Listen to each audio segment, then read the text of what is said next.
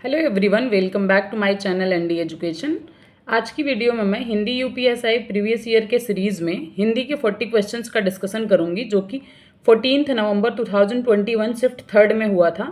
हिंदी के question number 1 से start करेंगे। क्वेश्चन नंबर 1 है हमारे पास, इनमें से किस वाक्य में भविष्यकाल है? तो भविष्यकाल का जो पहचान होता है गागेगी होता है। तो सबसे पहला वाक्य किसका करेक्ट है? मैं आपकी प्रतीक्षा करूँगा। खग जाने खग की ही भाषा, इस लोकोक्ति का अर्थ क्या है? तो दूसरा ऑप्शन इसका बिल्कुल करेक्ट है। सब अपने अपने संपर्क के लोगों का हाल समझते हैं। उसके बाद क्वेश्चन नंबर 3 से 5वें तक के क्वेश्चंस को सॉल्व करने के लिए सबसे पहले हम अनुच्छेद को पढ़ेंगे, ठीक है। उसके बाद क्वेश्चन सॉल्व करेंगे। हमारे पास अनुच्छेद दिया हुआ है। सभ्यता का कोषगत अर्थ है भल मानसी सज्जनता अथवा सभ्यता के अंतर्गत सामाजिक व्यवहार, रहन सहन, शिष्टाचार, शिष्टाचार अभिवादन की प्रणालियाँ, सम्मानजनक व्यवहार की रीतियाँ, विनम्रता, कृतज्ञता ज्ञापन आदि उदांत मानवीय तत्व आ जाते हैं। इसके साथ ही रहन सहन, खान पान, रीति रिवाज तथा उत्सव आदि का भी समावेश किसी देश या जाति विशेष में उपलब्ध होता है। सभ्यता के अंतर्गत आता है किसी देश के जाति का चिंतन, धार्मिक क्रियाएं आदि भी सभ्यता में समाहित हो जाती हैं। अतः संक्षेप में सभ्यता किसी देश विशेष के ब्रह्मचार, शिष्टाचार और व्यवहार को कहते हैं। सभ्यता की प्रणालियां किसी जाति विशेष की सामाजिक प्रथाओं से संबद्ध होती हैं। क्वेश्चन नंबर 3 है, सामाजिक व्यवहार, रहन सहन, शिष्टाचार अभिवादन की प्रणालियाँ, सम्मानजनक व्यवहार की रीतियाँ, विनम्रता, कृतज्ञता ज्ञापन आदि उदांत मानवीय तत्वों को कुल मिलाकर क्या कहा जाता है? तो इसका सही आंसर है सभ्यता। दूसरा ऑप्शन इसका बिल्कुल करेक्ट है। नेक्स्ट क्वेश्चन हमारे पास, धार्मिक क्रियाओं को किसका भाग माना जाता है? तो सभ्यता का भाग माना जाता है। ऑप्शन 4 इसका बिल्कुल करेक्ट आंसर है। किसी भी समाज में किसी जाति विशेष में फैली हुई प्रथाओं का संबंध किससे होता है? तो ये सभ्यता की प्रणालियों से संबंध होता है। क्वेश्चन नंबर 5 का 4th ऑप्शन करेक्ट है। नेक्स्ट क्वेश्चन हमारे पास दिया हुआ है, इनमें से कौन सा शब्द कनक शब्द का अर्थ नहीं है? तो धतूरा, सोना, खजूर कनक शब्द का अर्थ होता है केश, बाल का समानार्थी शब्द है। क्षणभंगुर किस प्रकार का विशेषण है?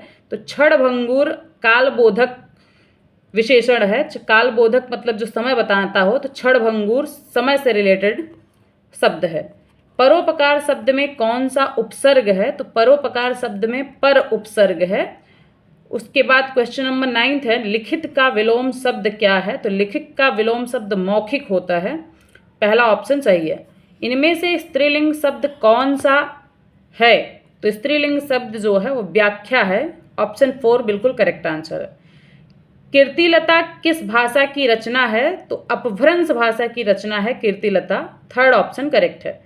मुख्य क्रिया के अर्थ को स्पष्ट करने वाली क्रिया को क्या कहते हैं? इसका 4th ऑप्शन सही है, सहायक क्रिया कहते हैं। गाड़ी वाला शब्द में कौन सा प्रत्यय है?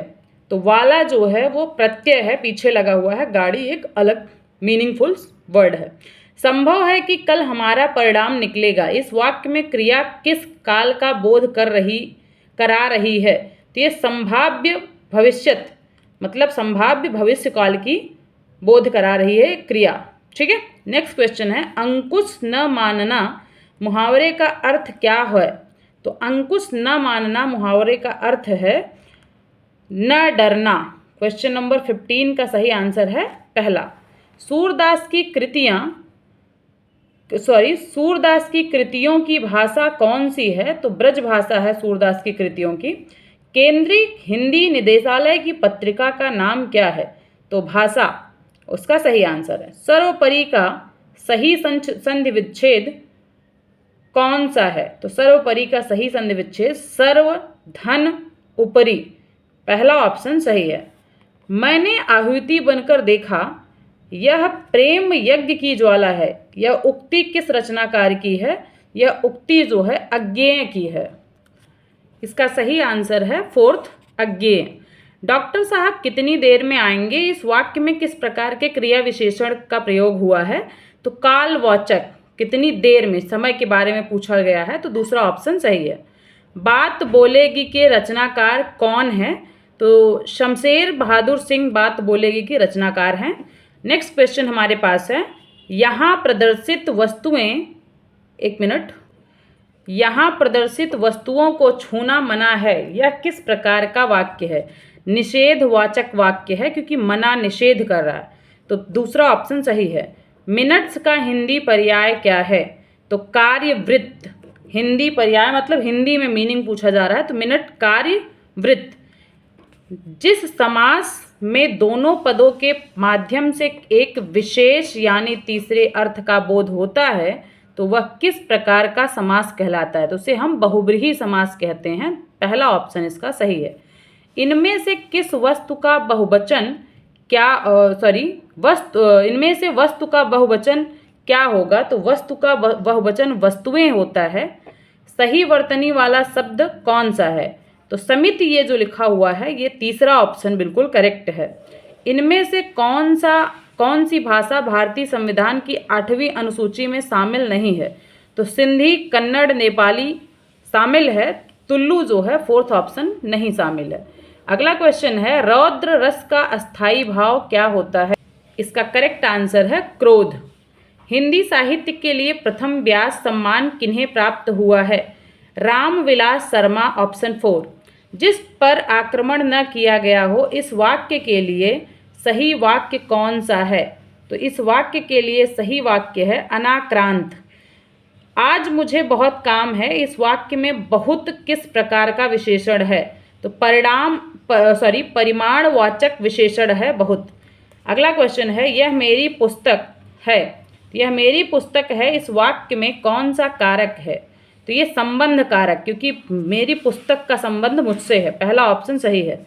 इनमें से कौन सा शब्द आलोचना का पर्यायवाची शब्द है? शब्द नहीं है, तो पर्यायवाची, आलोचना का पर्यायवाची शब्द सोचना नहीं है। टिप्पणी करना, समीक्षा करना, नुक्ताचीनी करना आलोचना का पर्यायवाची शब्द है। तालव्य, महाप्राण, घोष व्यंजन वर्ण का उदाहरण कौन सा है? तो झ जो है वो तालव्य, महाप्राण, घोष व्यंजन वर्ण का उदाहरण है। नोटिफिकेशन का हिंदी पर्यायवाची क्या है? तो नोटिफिकेशन का हिंदी में मीनिंग, पर्याय मतलब मीनिंग क्या होगा? अधिसूचना, 4th ऑप्शन सही है। हरिद्रा शब्द का तद्भव रूप क्या है? तो हरिद्रा शब्द का तद्भव रूप हल्दी होता है। छठा विश्व हिंदी सम्मेलन कहाँ संपन्न हुआ था? इसका करेक्ट आंसर है लंदन, मतलब ब्रिटेन में। गीता जल्दी जल्दी मुंह में लड्डू ठूसने लगी, इस वाक्य में जल्दी जल्दी किस प्रकार का क्रिया विशेषण है? तो रीतिवाचक क्रिया विशेषण है। अगला क्वेश्चन हमारे पास है, जिन पंक्तियों में समानार्थक शब्दों या वाक्यांशों की आवृत्ति हो परंतु अन्वय करने पर अर्थ में अंतर हो, तो वहाँ कौन सा अलंकार होता है? तो उसे हम लाटानुप्रास अलंकार कहते हैं। तो सेकंड ऑप्शन इसका करेक्ट है। नेक्स्ट क्वेश्चन हमारे पास है, किसी कृति के लिए अमृतलाल नागर को साहित्य अकादमी पुरस्कार प्राप्त हुआ है? किस कृति के लिए? अमृत और विष। तो ये था टोटल 20 क्वेश्चन हमारे पास हिंदी का। मिलते हैं नेक्स्ट क्वेश्चन में, नेक्स्ट हिंदी के 40 क्वेश्चंस के साथ। ठीक है, थैंक यू सो मच।